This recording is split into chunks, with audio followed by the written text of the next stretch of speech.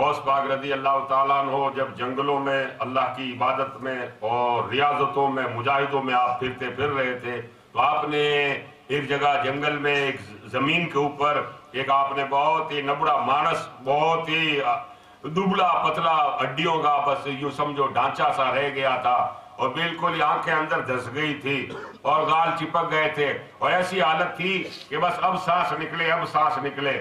حضور غوث پاک ادھر سے نکل رہے تھے تو اس نے دھیمی دھیمی آواز میں غوث پاک کو آواز دی اور اس نے کہا کہ عبد القادر ادھر آؤ، عبد القادر ادھر آؤ۔ تو حضرت نے جب مڑ کر دیکھا آپ نے کہا یہاں مجھے کون آواز دے رہا ہے؟ جب آپ نے دیکھا کہ ایک بہت ہی دبلا پتلا آدمی ہے کہ جس کی آنکھوں میں اور لبوں پر جان ہے، بس اب جان نکلے اب جان نکلے، ایسی خراب پوزیشن ہے۔ تو حضور غوث پاک نے غریبوں پر آپ ویسے ہی دیا فرماتے، بیماروں پر آپ ہمیشہ تعاون کرتے، آپ مسکینوں کی مدد فرمایا کرتے۔ تو حضرت ادھر تشریف لے گئے۔ آپ نے کہا کیا بات ہے؟ اس نے کہا کہ آپ میرے کو تھوڑا بیٹھا کر دو، میری ہمت نہیں بیٹھا ہونے کی اٹھنے کی۔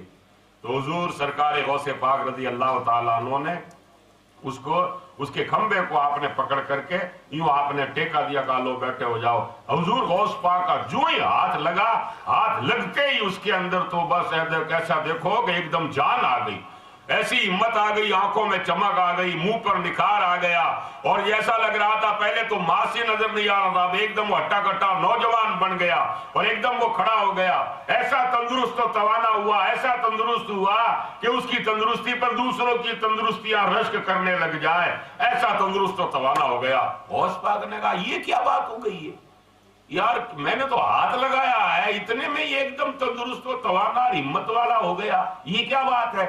جب اس نے آپ سے پوچھا کہ حضرت آپ تعجب کر رہے ہیں کہ میں یوں کیسے ہو گیا ہوں؟ کہا ہاں کیا بات ہے، آپ کون ہو؟ انہوں نے کہا آپ نے مجھے پہچانا نہیں؟ کہا نہیں پہچانا۔ اس نے کہا کہ میں آپ کے نانا کا دین ہوں۔ میری حالت یہ ہو گئی تھی، بھلا ہو عبد القادر تیرے کرامت والے ہاتھ کا کہ تیرا ہاتھ کیا لگا میرے میں دوسری جان پیدا ہو گئی۔